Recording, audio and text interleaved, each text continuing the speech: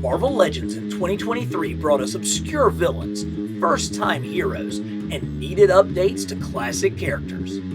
And not a one of these made the top 10. Hey y'all, welcome back to Carbon Scoring, the best place for comics history and action figures. I've been collecting Legends since the very beginning, so here are my top 10 figures of 2023. Coming in at number 10, the Russian spy, the Black Widow.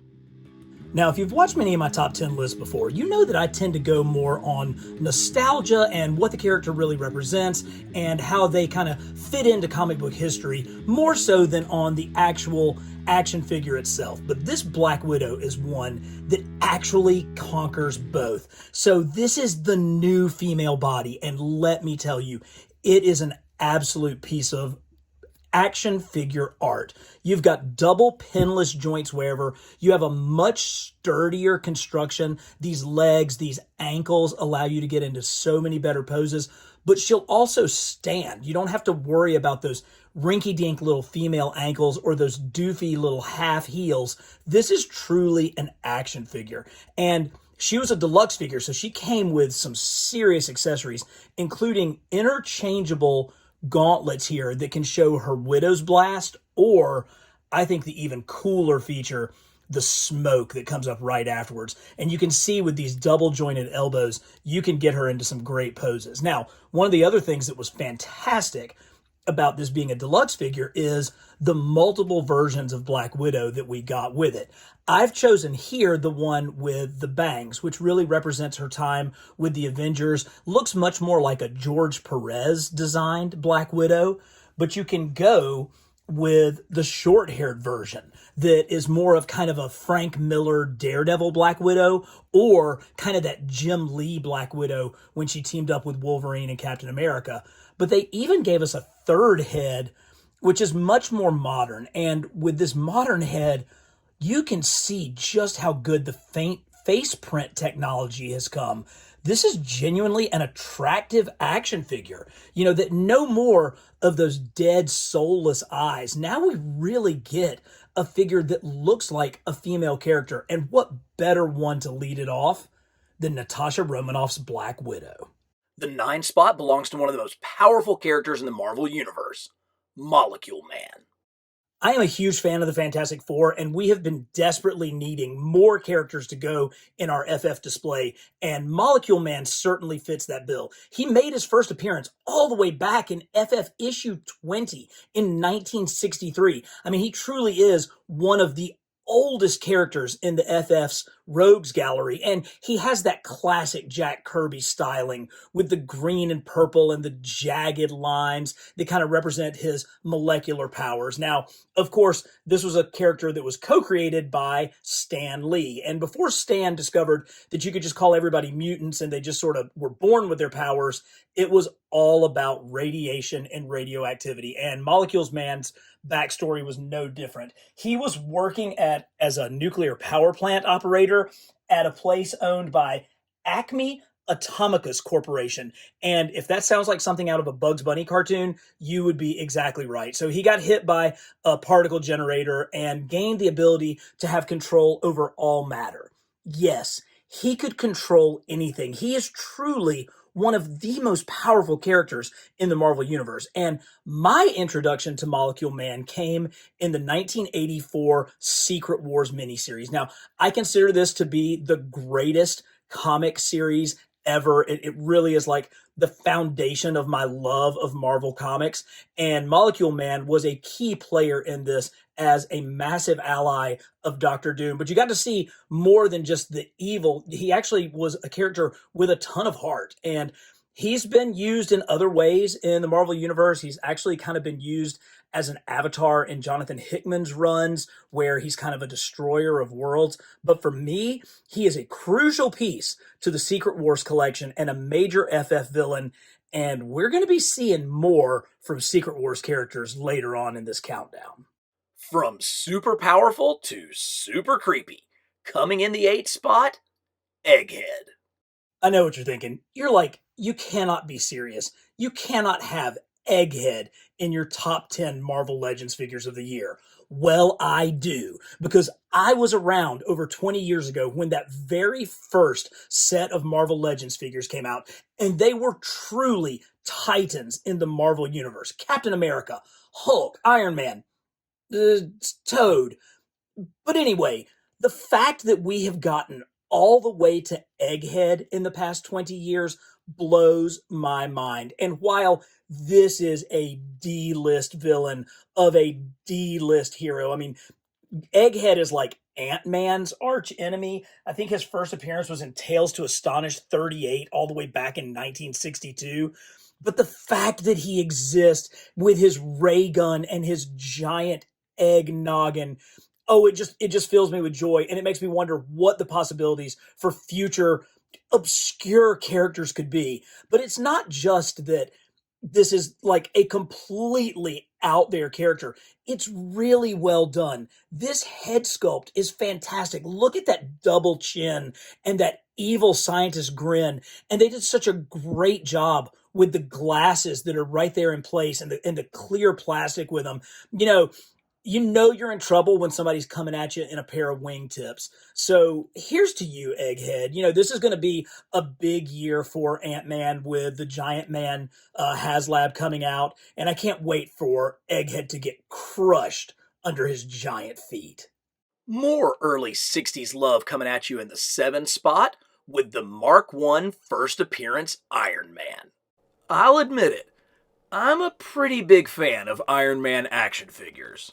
So it was going to take a lot to replace this Mark I Iron Man from Toy Biz on my shelf. And I must say, this is one of the Toy Biz figures that I think still stands up today and is really one of their best efforts. Now, there's some things that are a little dated. These hip sockets are funky, but the armor itself kind of helps to hide that. And the fact that you've got the Tony Stark head underneath just really makes it. But as great as this figure is, I think the new Mark I really tops it in all ways. First of all, you can see that the proportions are significantly better.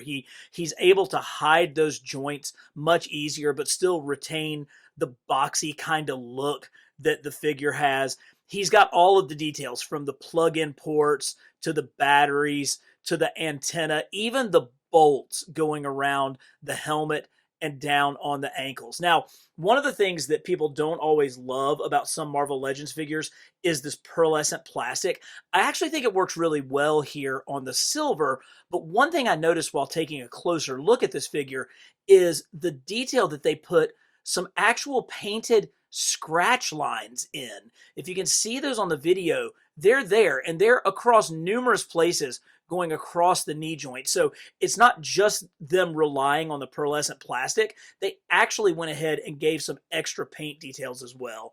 This ball torso movement is so good, and he does get good range of motion with his head. So all in all, this is a very, very worthy successor of one of Toy Biz's very best Iron Man figures, the Mark I. Now, we just got to get a gold version. Smashing his way into the 6th spot is none other than Joe Fixit.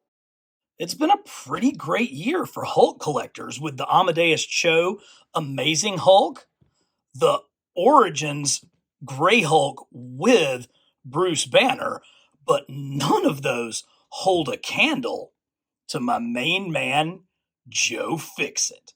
Writer Peter David spent 12 years writing The Incredible Hulk from 1987 to 1998. And during that epic run, he had some of the best Hulk stories ever written. But toward the beginning of his era, he introduced the character Joe Fixit. Now, Joe Fixit is the Gray Hulk.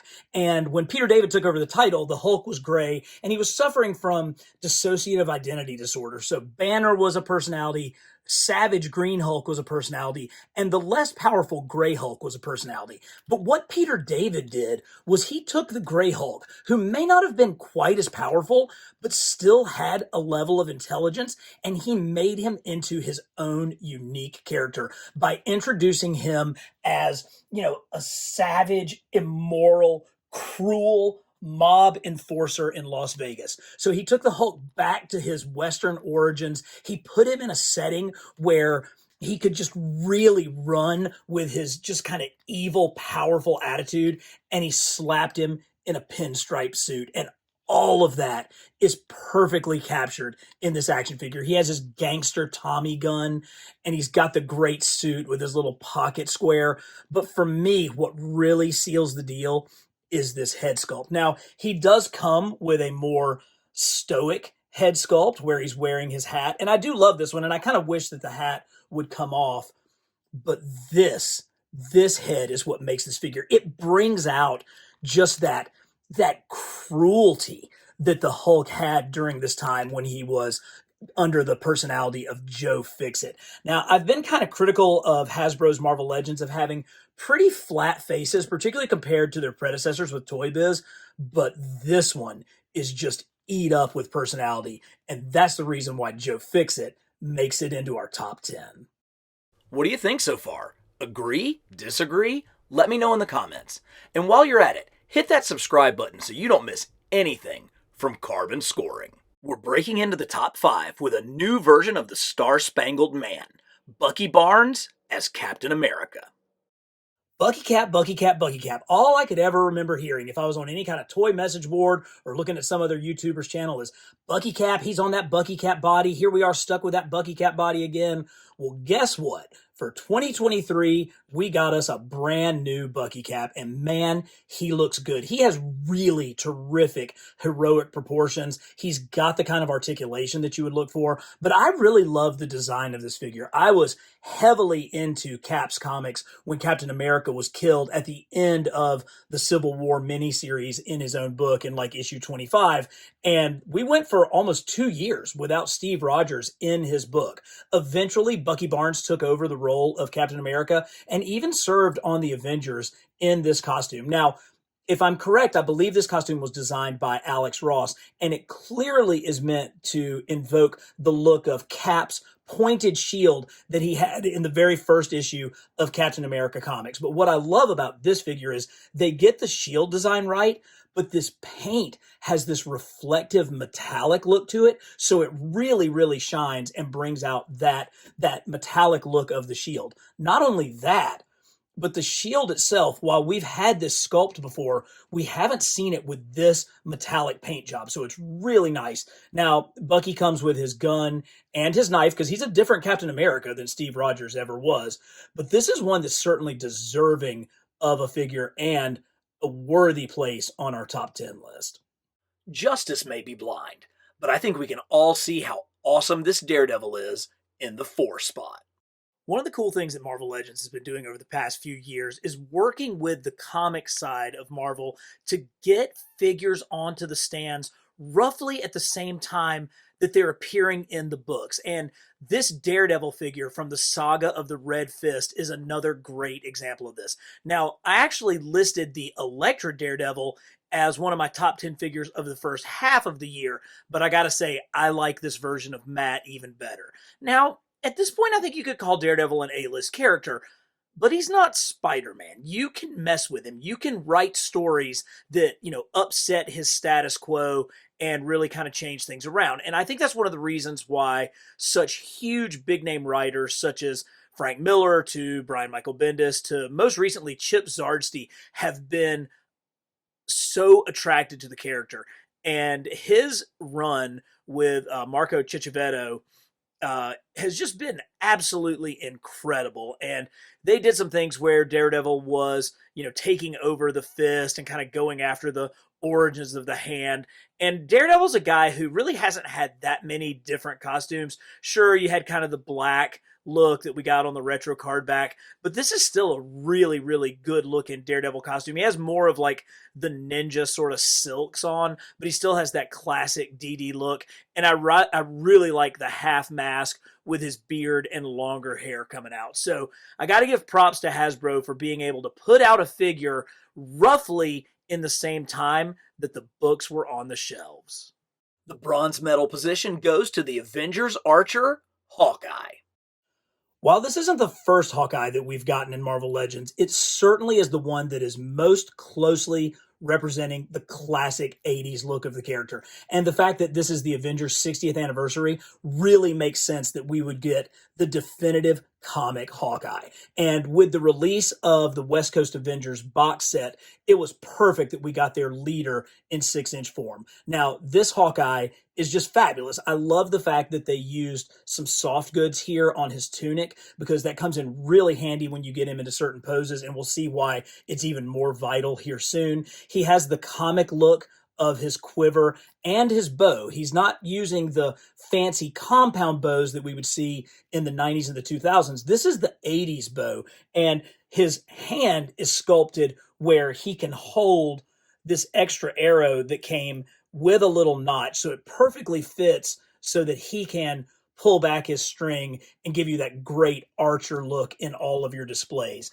But this was a deluxe figure, and not only did you get this fantastic action figure, you also got his amazing Sky Cycle.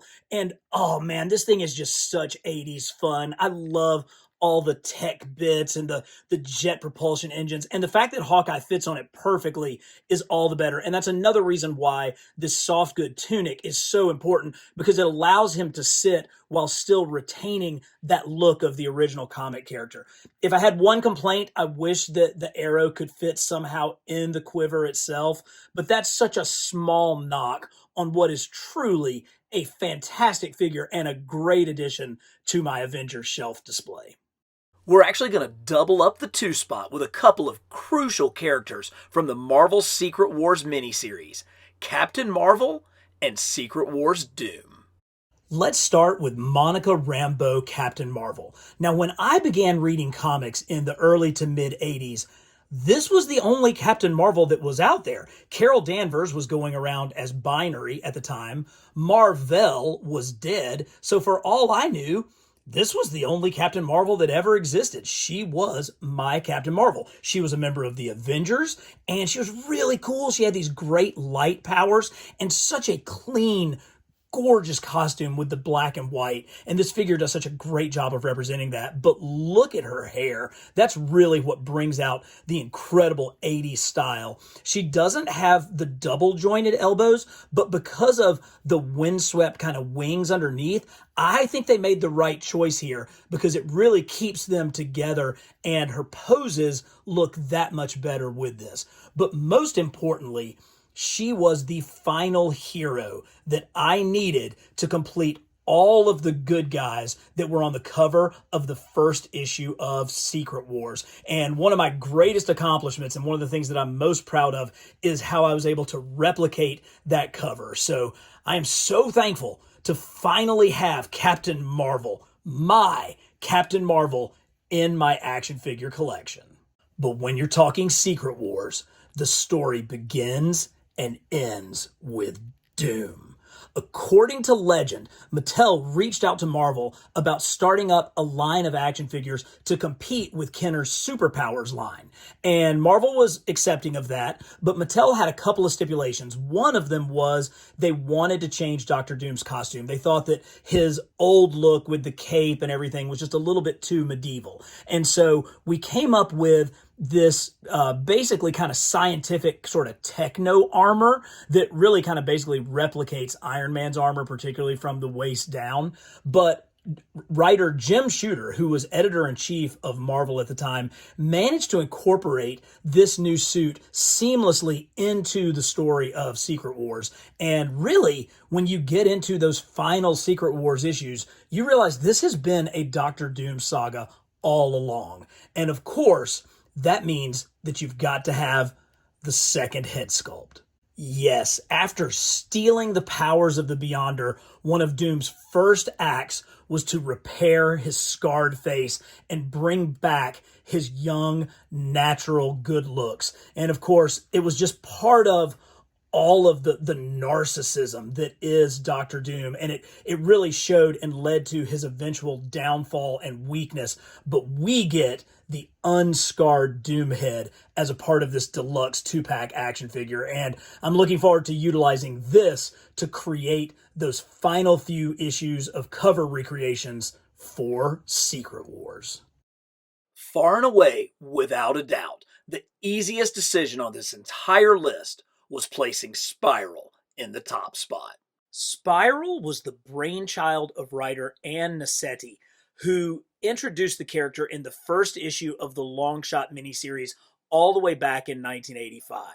But her co-creator, artist Art Adams, is the one who deserves perhaps most of the credit for this spectacular character.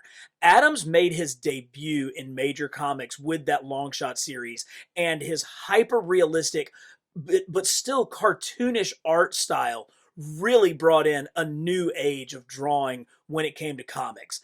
And Spiral was no different. You know, he actually kind of had Spiral as just one of like 20 different figures that he had drawn as potential nemesis for Longshot. And he said that he took the inspiration for her six arms from Hindu goddesses, drawings of Hindu goddesses. And you can see how great that is. But as far as a figure goes, as soon as I got this one at the beginning of 2023, I knew that there was no way anything was going to top it for figure of the year. And it's the combination of the accuracy of the look. I mean, that head sculpt and face really does look like an Art Adams drawing, with the technology to put all six of these arms all hyper articulated and not screw up the balance of this figure. It is just brilliant. And of course, the fact that she came with all of her different accessories, multiple swords, axes, her bionic arm that actually came with an extra set of hands. This is just a true action figure work of art, and it is one that is worthy of an import price tag, but we got it in the regular Marvel Legends line. So it's a brilliant design from two unbelievable comic creators. It's a fantastic action figure that you can get into so many great poses. And she's a vital part of the X-Men's legacy and history, and she goes great with the Longshot and Mojo that we got this past year. So here's to number one, without a doubt, Spiral. So tell me, what did I get right and what did I get wrong? Which of your favorite figures got left off the list? And as always, for the best in comics history and action figures, subscribe to Carbon Scoring.